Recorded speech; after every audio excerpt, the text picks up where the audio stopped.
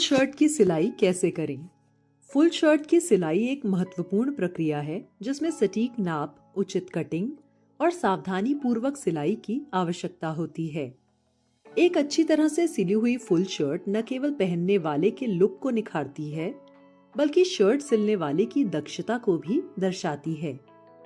इस प्रक्रिया में शर्ट के विभिन्न हिस्सों, जैसे कि सामने वाला हिस्सा जिसे फ्रंट कहा जाता है, पीछे का हिस्सा यानी बैक, आस्तीन या स्लीव्स, कॉलर, कफ, बटन पट्टी जिसे प्लैकेट कहते हैं, और योक को अलग अलग काटकर और फिर सही क्रम में सिलकर एक पूरी शर्ट तैयार की जाती है।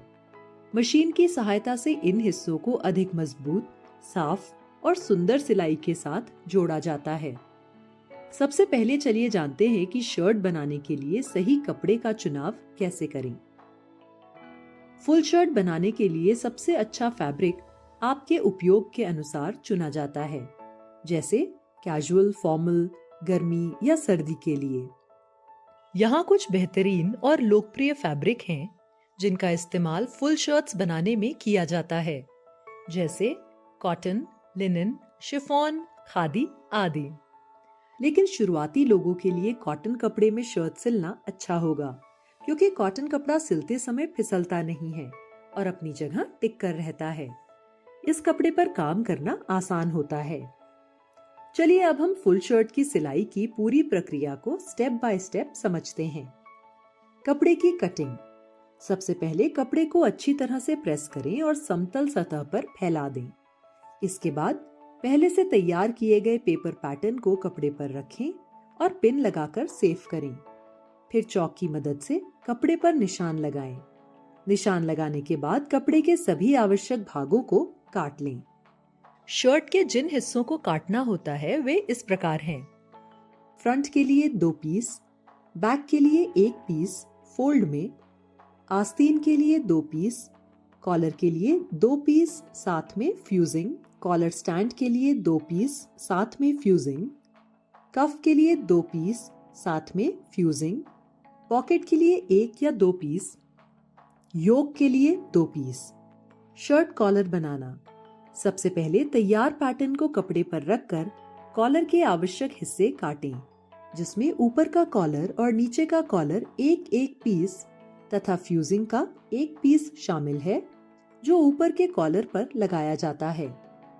फ्यूजिंग को ऊपर वाले कॉलर के उल्टी साइड पर रखें और इसे अच्छी तरह प्रेस करके कपड़े से मजबूती से चिपका दें। इसके बाद ऊपर और नीचे वाले कॉलर के टुकड़ों की सही साइड एक दूसरे की तरफ रखकर सिलाई करें। 3 तरफ यानी 2 छोटे किनारों और ऊपर की लंबी साइड पर यू आकार में सिलाई करें, जबकि नीचे की साइड खुली छोड़ें जहां कॉलर स्टैंड लगेगा। सिलाई के बाद कॉलर के कोनों को तिरछा काटकर मोटा होने से बचाएं। ध्यान रखें कि सिलाई ना कटे। फिर कॉलर को सही साइड आउट पलटें और किसी पतली चीज की मदद से कोनों को बाहर निकालें। कॉलर को अच्छी तरह प्रेस करें ताकि उसके किनारे साफ दिखें। आवश्यकता होने पर कॉलर के किनारों से 1/8 इंच या 1 इंच की दूरी पर टॉप स्टिचिंग करें, जिससे कॉलर प्रोफेशनल और टिकाऊ बनता है। शर्ट पॉकेट तैयार करने की प्रक्रिया। पॉकेट के लिए कपड़ा काटें, जिसका सामान्य आकार 5 इंच चौड़ा और 6 इंच लंबा होता है, जिसे जरूरत के अनुसार कम या ज्यादा किया जा सकता है। ऊपर के किनारे को 2 गुना मोड़कर सिलाई करें ताकि वह साफ और मजबूत दिखे। बाकी 3 किनारों को लगभग आधा इंच अंदर की ओर मोड़कर प्रेस करें। अब पॉकेट सिलने के लिए तैयार है। शर्ट के बाएं फ्रंट पैनल पर पॉकेट की जगह तय करें। आमतौर पर यह कंधे की सिलाई से 6 से 7 इंच नीचे और साइड से 3 से 4 इंच अंदर होता है। चौक से पॉकेट की स्थिति को मार्क करें और शर्ट में पॉकेट को रख के फिनिशिंग से सिलाई करें। पॉकेट में टॉप स्टिचिंग करें ताकि पॉकेट प्रोफेशनल और टिकाऊ हो। शर्ट की सिलाई। सभी पार्ट्स को सही क्रम में व्यवस्थित करें। कॉलर और कफ्स में सख्त और साफ लुक के लिए इंटरफेसिंग या बुकरम लगाएं। सिलाई मशीन में धागा भरें और सुनिश्चित करें कि मशीन सही तरीके से काम कर रही है या नहीं। बैक और फ्रंट पीस को सामने की ओर रखकर दोनों कंधों को मशीन से आपस में जोड़ें जोड़ने के बाद दोनों पीस में ओवरलॉक करें ताकि स्ट्रॉ धागा ना निकले और फिर प्रेस करें। अंदर की तरफ को बैक पीस के नीचे इस तरह से रखें कि बैक पीस दोनों योक के बीच आ जाए। अब ऊपर वाला योक, बैक पीस और अंदर की तरफ तीनों को एक साथ पिन करें। पिन की हुई लाइन पर लगभग 1 सेंटीमीटर की मार्जिन लेकर सिलाई करें। सिलाई के बाद इनर योक को ऊपर की ओर मोड़कर अच्छी तरह प्रेस करें ताकि सिलाई साफ सुथरी दिखे। फ्रंट पैनल में बटन पट्टी तैयार करें। एक साइड पर बटन होल और दूसरी साइड पर बटन लगाने की जगह बनाएं। इंटरफेसिंग लगाने से बटन पट्टी में अच्छी फिनिशिंग और मजबूती आती है।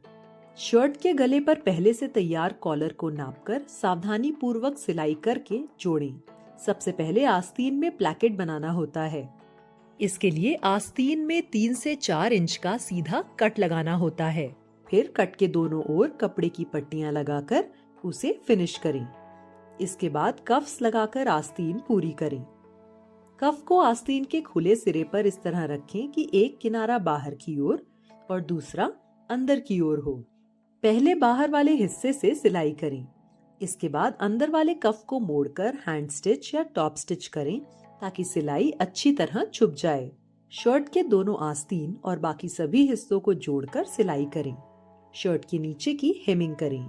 इसके लिए किनारे को 2 बार मोड़कर सिलाई करें ताकि किनारा मजबूत और साफ दिखे।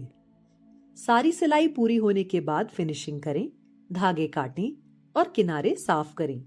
अच्छे से प्रेस करें ताकि शर्ट अच्छी तरह तैयार दिखे। शर्ट की पूरी सिलाई सावधानी और सही तरीके से करनी चाहिए ताकि पहनने में आरामदायक और टिकाऊ बने। अच्छी फिनिशिंग और प्रेसिंग से शर्ट की सुंदरता और मजबूती दोनों बढ़ती है। सारांश: इस वीडियो में हमने फुल शर्ट की पूरी सिलाई प्रक्रिया के बारे में जाना। हमने सही कपड़े के चुनाव, शर्ट के विभिन्न हिस्सों की सटीक कटिंग और सिलाई मशीन की मदद से उन्हें सावधानी पूर्वक जोड़ने के महत्व को समझा, जिससे एक साफ सुथरी और अच्छी तरह से बनी शर्ट तैयार होती है। अब आपके लिए एक काम, पूरी शर्ट सिलने की कोशिश करें। आप जिस भी चरण को करें उसे नोट करें और अंतिम परिणाम की फोटो लेना ना भूलें।